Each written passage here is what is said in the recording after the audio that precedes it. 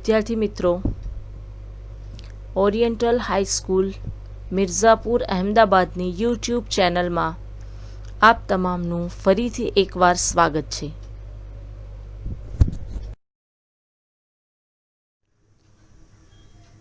વિદ્યાર્થી મિત્રો, હું મોહસીના કુરેશી અને આજે આપણે ઇંગ્લિશ સબ્જેક્ટનો ધોરણ 9નો આજનો જે આપણો ટોપિક કન્ટિન્યુ છે એને આપણે કમ્પ્લીટ કરીશું. આપણો ટોપિક અત્યારે કંજક્શન ગ્રામેટિકલ ટોપિક જે છે એ કન્ટિન્યુ છે. એનો એક પાર્ટ આપણે જોઈ લીધો છે. આજે બીજા પાર્ટમાં આપણે બીજા કંજક્શન્સનું ડિસ્કશન કરીશું.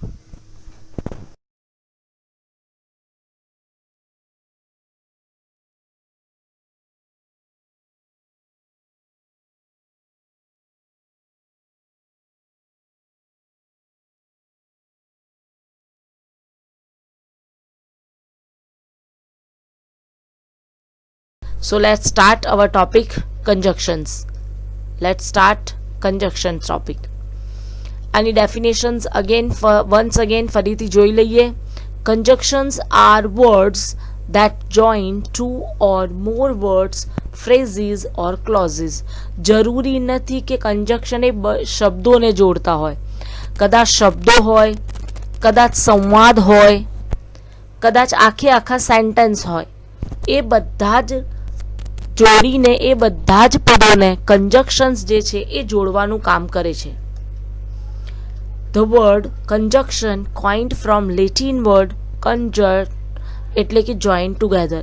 લેટિન વર્ડમાંથી લેવામાં આવ્યું છે. આપણે પહેલા પણ આ વાત જોઈ હતી જ.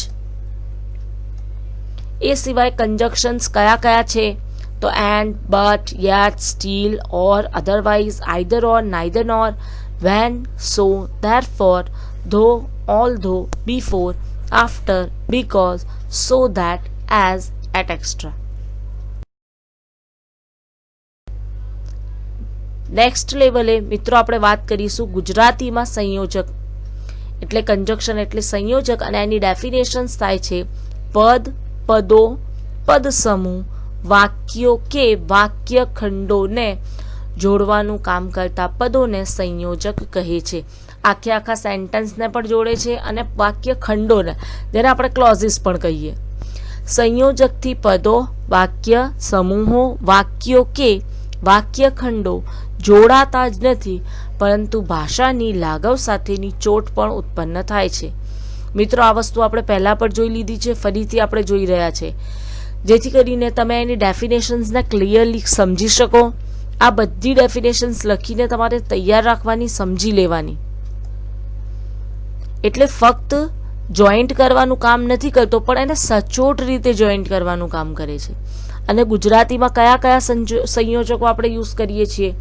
અને, અથવા, પણ, કારણ કે, છતાં પણ, જ્યારે ત્યારે, જ્યાં સુધી, જ્યાં ત્યાં, નહીંતર, તેથી વગેરે.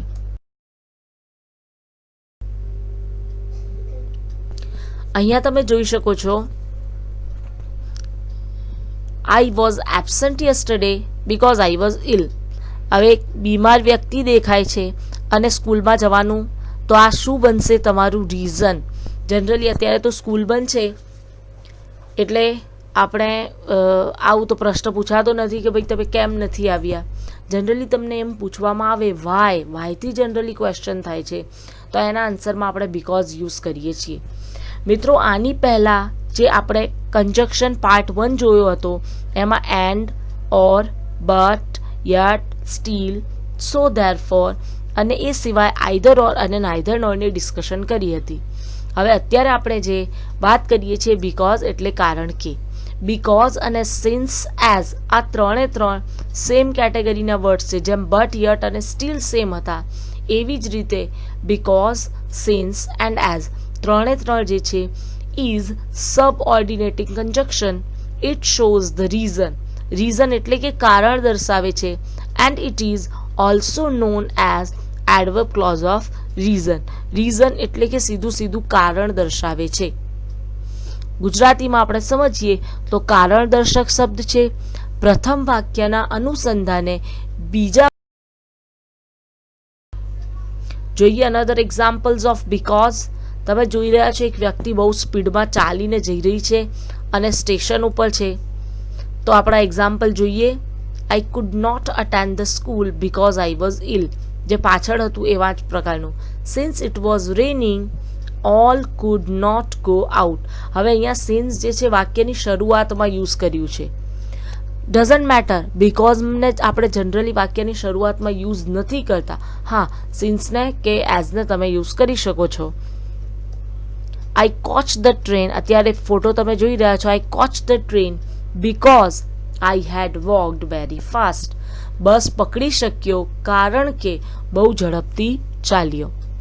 માય કેટ વોઝ હંગ્રી, મારી કેટ જે છે બિલાડી અને ભૂખી હતી. વાય એવો પ્રશ્ન થાય તો એનો આન્સર આવે because it had not eaten since morning. સવારથી એણે કશું ખાધું. ઓકે, નેક્સ્ટ કન્જક્શન તરફ આગળ વધીએ. મિત્રો અહીંયા જે છે ધો, જો કે, છતાં પણ. હવે તમે એક પિક્ચર જોઈ રહ્યા છો, એમાં છોકરી જે દેખાય છે બિલકુલ વીક છે, બહુ આમ હેલ્ધી હૃષ્ટપૃષ્ટ નથી છે, અને બાજુના ફોટોમાં જીતી ગયેલી દેખાય છે. Though Meena is weak she will win the race. હવે તમે અહીંયા વાક્યને થોડુંક ધ્યાનથી સમજો. ધો મીના ઇઝ વીક, ધોનો અર્થ અત્યારે રહેવા દો. મીના ઇઝ વીક, મીના કેવી છે? વીક છે. વીક એટલે કમજોર છે. She will win the race, અને રેસ જીતી જશે. હવે જનરલી તમે રીઝનની વાત કરો છો કે ભાઈ મીના બહુ તાકાતવર છે, સ્ટ્રોંગ છે, કારણ કે, બરાબર, આપણે એમ પૂછીએ કે ભાઈ મીના રેસ જીતી ગઈ કારણ કે સ્ટ્રોંગ છે. પણ અહીંયા તો ઊંધું બતાવી રહ્યા છે. મીના સ્ટ્રોંગ નથી, મીનાને તો વીક બતાવવામાં આવી છે, અને છતાં પણ રેસ જીતી ગઈ છે. એટલે આ જ છે આપણો ધો. ધો, ઓલ ધો, ઇવન ધો અને ઇવન ઇફ, ચારે ચાર સેમ કેટેગરીના વર્ડ્સ છે. Is subordinating conjunction. It prefers contrast in the sentence, just like but yet and still. અહીંયા કોન્ટ્રાસ્ટ એટલે કે વિરોધાભાસ, ઓપોઝિટ. ભાઈ આપણે સ્કૂલ નહોતા ગયા, બીમાર હતા, એટલે બીમારી એટલે જનરલી આપણે સ્કૂલ ન જઈએ, પણ આપણે એમ કહીએ કે ભાઈ હું તો સારો જ હતો અને સ્કૂલ ન ગયો, અથવા તો હું બીમાર હતો છતાં સ્કૂલ ગયો. એટલે અહીંયા જે વસ્તુ બતાવવામાં આવી છે, જ્યારે આવા પ્રકારના સેન્ટેન્સીસ તમારી સામે આવશે તો તમે એને ક્લિયરલી પોઈન્ટ આઉટ કરી શકશો. આવા પ્રકારના સેન્ટેન્સીસ બીજા કોઈ પણ પ્રકારના સેન્ટેન્સીસ સાથે કમ્પેરેટિવલી જોઈન્ટ થતા નથી. જેમ કે એન્ડ ઓર હોય તો કદાચ એમાં થોડી કન્ફ્યુઝન થાય, બાકી ધો જે છે એ બાકી બધા સેન્ટેન્સીસ કરતાં ડિફરન્ટલી તમને દેખાઈ આવશે. હવે પિક્ચર્સમાં તમે જુઓ છો, તમને શું દેખાય છે?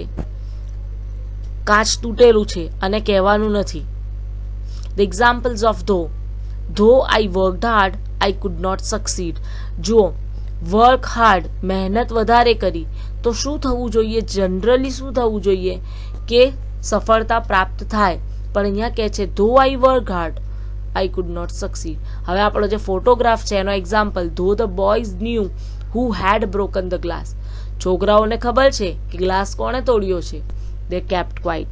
જનરલી ઘરમાં એવું બનતું હોય છે સિક્રેટલી, તમારાથી કોઈ ઘરમાં કપ કે ગ્લાસ કે એવું કંઈ કાચની વસ્તુ તૂટી ગઈ હોય તો તમે ઝડપથી એને સંતાડી દો, અને જ્યારે મમ્મીને ખબર પડે એટલે આપણે બિલકુલ શાંતિથી સાઈડમાં ખૂણામાં બેસી અને કોઈ રિપ્લાય અને કોઈ રિએક્શન આપવાનું નહીં.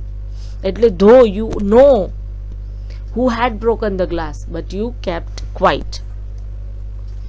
Though it was very dark, જો હવે ડાર્ક એટલે અંધારું છે, Ketan continue to walk on the deserted road.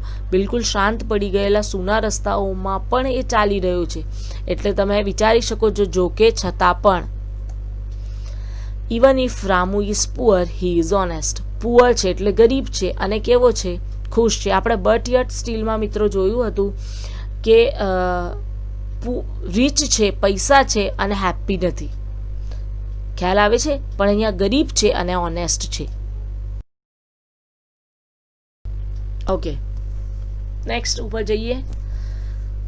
બે ફોટોગ્રાફ છે, એકમાં બેસવાનું છે અને બીજામાં ઘરે જવાનું છે. બંને ક્રિયાઓ તમે એકસાથે કરી શકશો? વિચારો. ઘરમાં બેસવાનું નથી. અધરવાઇઝ નવો આપણો કંજક્શન આવ્યો. અધરવાઇઝ એટલે નહીતર. Sit down otherwise go home. બેસી જાઓ નહીતર ઘરે જાઓ. એટલે અગેન આ શું બતાવે છે? કોના જેવું તમને પ્રતીત થઈ રહ્યું છે? ઓર જેવું. કરેક્ટ. જે લોકોના મગજમાં આવ્યું હશે આ શબ્દ ઓર જેવું એ લોકો સાચા. ઓર ની વખતે આપણે વાત કરી હતી કે બેમાંથી કોઈ એક, ટી ઓર કોફી. ખ્યાલ આવે છે?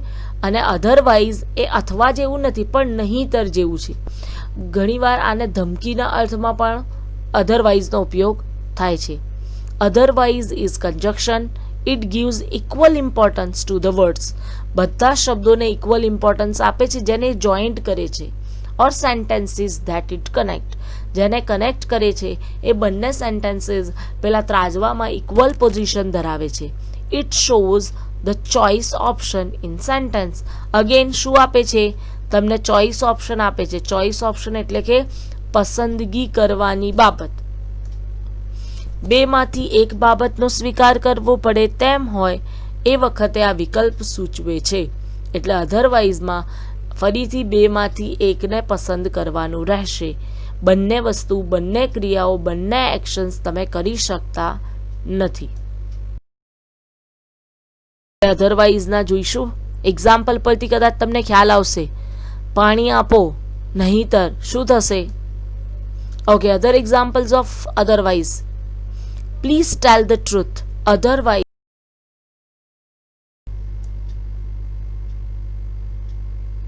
હવે જે આવે છે હુ, હુઝ અને હુમ. હવે તમને એમ થતું હોય આ હુ, હુઝ અને હુમ એ તો WH ક્વેશ્ચન છે. એ તો પ્રશ્ન પૂછવામાં એનો ઉપયોગ થાય છે. Who are you? Whose bag is this? With whom will you કમ?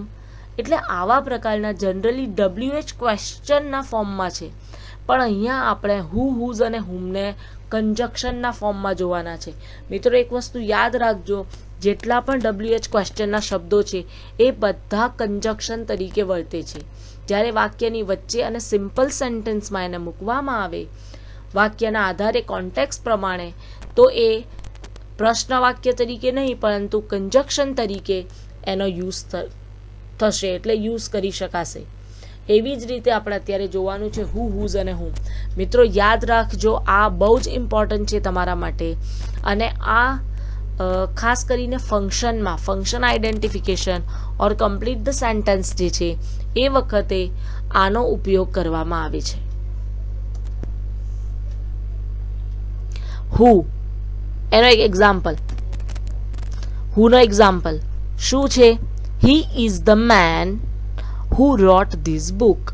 જો તમે જોઈ શકો છો હુ જે છે વાક્યની મિડલ પાર્ટમાં આવેલો છે. હી ઇઝ ધ મેન, તે પેલો માણસ છે કે જે બુક લખી હતી, કે જેણે બુક લખી હતી. હુઝનું એક્ઝામ્પલ જુઓ. He is mister Mayur whose paintings are famous. તે મિસ્ટર મયુર છે કે જેમના પેઇન્ટિંગ્સ એટલે ચિત્રો ફેમસ થયા હતા. Whom the teacher forgot the boy whom he had given the book. Teacher એ છોકરાને ભૂલી ગયા કે જેને એમણે બુક આપી હતી. મિત્રો આ ત્રણે ત્રણ વર્ડ્સ આપણા માટે બહુ જ ઇમ્પોર્ટન્ટ છે અને આનું સ્ટ્રક્ચર એના કરતાં વધારે ઇમ્પોર્ટન્ટ છે. Who, whose, whom are relative pronoun and also use as conjunction. આ ફક્ત જે છે કંજક્શન નથી પણ આને રિલેટિવ પ્રોનાઉનમાં પણ, બીજું WH ક્વેશ્ચનમાં પણ છે. દે describe person.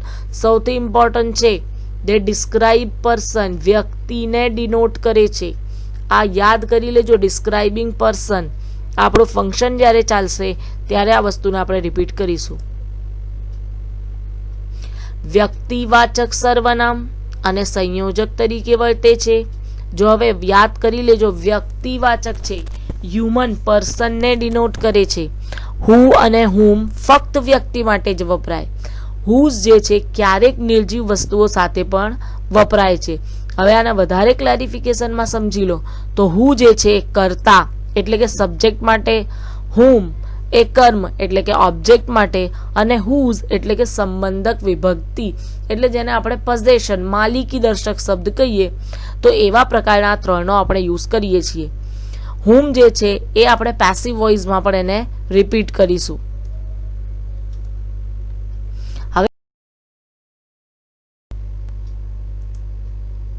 Okay, other examples of who, whose અને હુમ.